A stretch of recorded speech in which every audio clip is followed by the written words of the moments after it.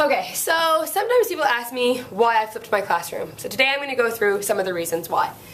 I'm going to talk about I was tired of talking, limited assessments, I wanted time to create, and I wanted a chance to identify and help students at their grade, at their level. So, the first one, tired of talking.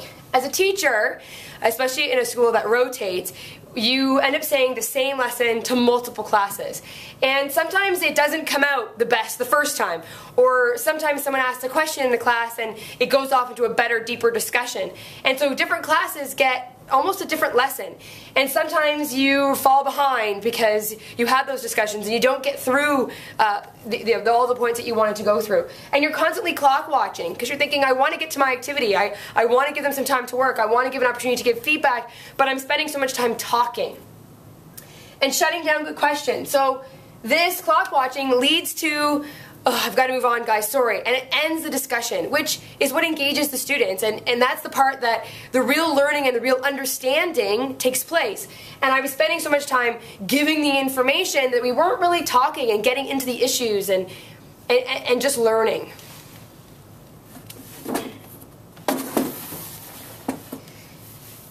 The traditional format, I found I had limited assessment and I had limited time for actual feedback.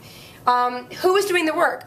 I was doing all the work. I was spending all the time in class getting, putting the information out there and then expecting them to do stuff at home, and a lot of time it wasn't getting done. And when I was looking at the assessment, am I really assessing their understanding of the concept, or are they just really good searchers?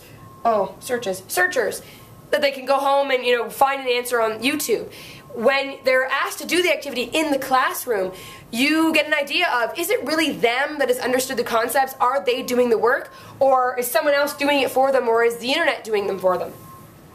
And the last was, I'm testing details, not knowledge. So you're giving and giving and giving and giving the knowledge, and you do some activities that they spend a lot of time at home doing, and then you give some form of assessment that kind of tests the knowledge. Did they understand the basic? Do they remember the basics? But not, do they understand the concepts? Do they understand the significance? Are they really going to hold on to that information and be able to apply it into other subject areas? The biggest reason is I wanted time to create. I'm a language teacher, and part of language is creating, writing, reading, doing media, analyzing, discussing, and flipping the classroom allowed me time to do that. Having them go home and get the definitions and the bare concepts of what we're going to be talking about, coming in with a little bit of background information, and everybody coming in with the same information, allowed time for students to create, for those questions, those discussions, those hands-on activities really to take place. I wanted to provide feedback in the moment. So, instead of a student going home and working on something, getting stuck and not having me there to kind of guide them or answer a question, and they'd keep going through, and then they'd come back and give it to me for feedback, and they'd made a critical error, and now they have to go back and start again. And this is defeating for them and for me. But being able to give feedback in the moment, allows for that dialogue to keep going, but also allows for it's more efficient. There's no wasted time. Because students are not finishing things just to get it done. They're able to ask questions and do it properly the first time. Allows time to do the work. Kids are busy, and everyone has busy lives, and when you have multiple subjects and multiple worksheets to go home, what really are you learning?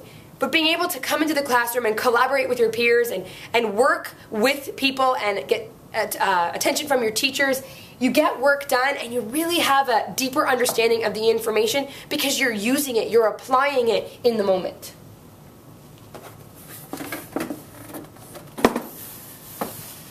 And the last one, helping students at their level.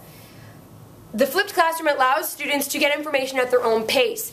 When you're giving the information to the class, some kids are struggling to keep up, some are so far ahead, and some are somewhere in the middle. The flip allows those who are, who can take the information quickly, they can just fly through the video. Those that might not understand a concept or might need some more time to process and write down the notes, they can do that because they can do it at their own pace. Learning skills. This was a big eye-opener for me when I flipped my classroom, where you really got to identify those students who have been riding the coattails of their peers, who haven't developed those critical problem-solving skills and analytical skills and basic learning skills to get through an assignment because they've always been waiting for someone else to do it. And this is a way for everyone to develop those learning skills. Teacher support as needed. As I mentioned in the previous slide, if they're really struggling, they use their peers, they use their own self-knowledge, but I'm right there in the room to answer their questions. Identify who is struggling. When we have heterogeneous groups, sometimes, kids are really good at, when you walk by them, hiding the fact that they don't know what they're doing. And by the time they get to grade 8, which is what I teach, they're not so willing to say, I don't really understand, I'm not sure what I'm doing.